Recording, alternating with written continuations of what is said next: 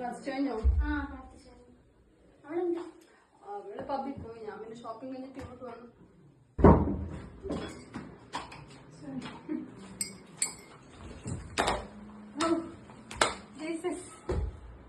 എന്തിനാണ് ഇത്രയും മൊന്തയൊക്കെ വെച്ച് ഇവിടെ ഇരുന്ന് പ്രാർത്ഥിക്കുന്നത്? നിനക്ക് എന്തു കിട്ടുമോടി?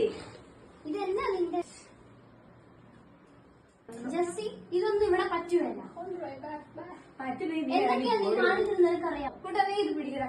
തന്നെ